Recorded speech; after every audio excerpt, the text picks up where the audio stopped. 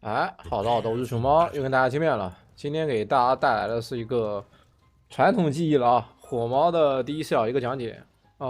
有兄弟问我，火猫怎么打蓝猫，对吧？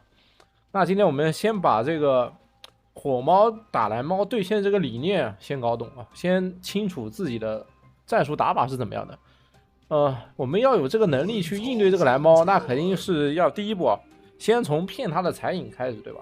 这也是一个7000多分的局，我们看一下，在这种局上，蓝猫有点会玩了，然后我们该怎么去处理这个蓝猫，以及抓到这个蓝猫的漏洞，好吧？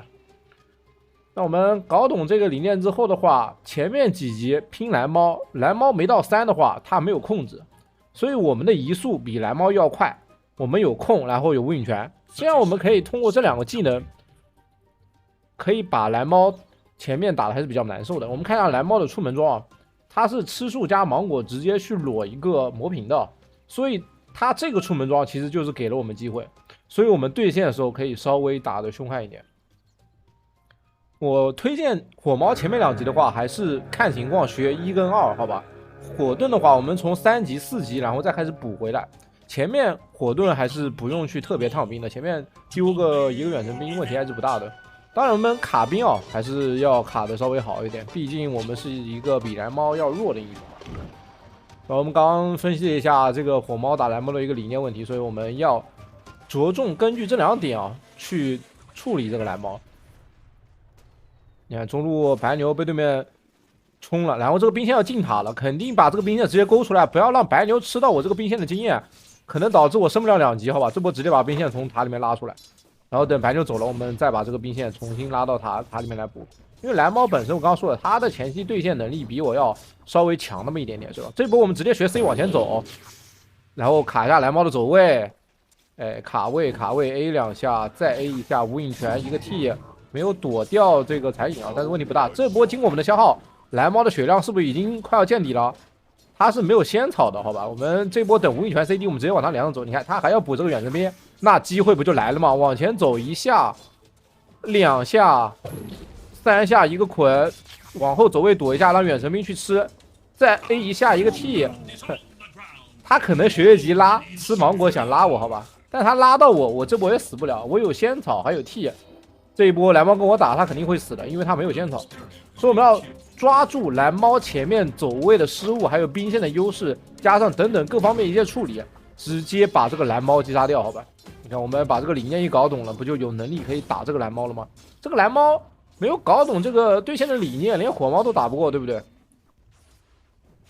哦，好棒！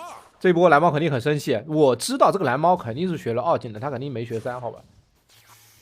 因为你看他放残影，他没有法球啊。我们这波3级，不要着急，好吧？先保持一下我们的血量。一个 T 躲掉他的残影，他要放残影了，我们直接往后拉一下。我们火盾 CD 还在，直接往下路先吃符，把魔棒先运过来。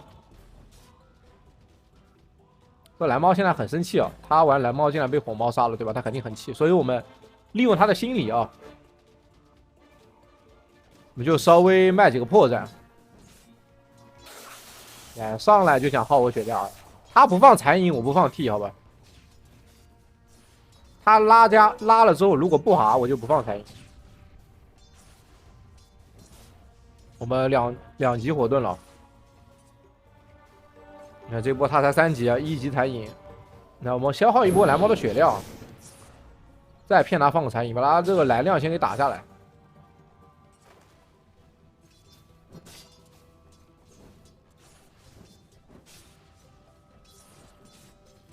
那我们把这个兵线清掉之后，是不是就只有2个兵啊？我们直接往前走。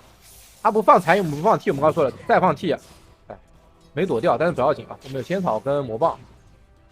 这波我刚刚说了，蓝猫本身的移速是没有我们快的，这里也是犯了一个小失误，没有躲掉这个残影，但是问题不大，好吧？这波跟他拼，就是因为我们有仙草，有魔棒，这个蓝猫整体的输出是打不死我们的。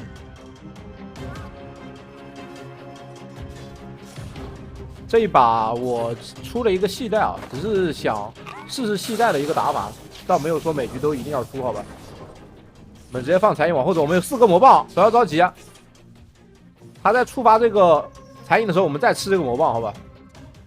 蓝猫的爆发其实也是有上限的，我们不要着急，等无羽泉 CD， 他肯定非常想打我一刀，好吧？我们直接勾引他，一个白牛已经冲了，哎，拉到了，但是白牛已经到了，对吧？我们直接往后走一个 T， 直接白牛把蓝猫击拉掉了。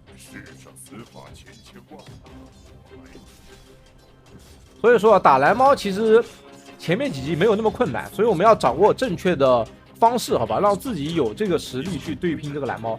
我们回内在一带，等级一上来之后，蓝猫拿我们就没有任何办法了。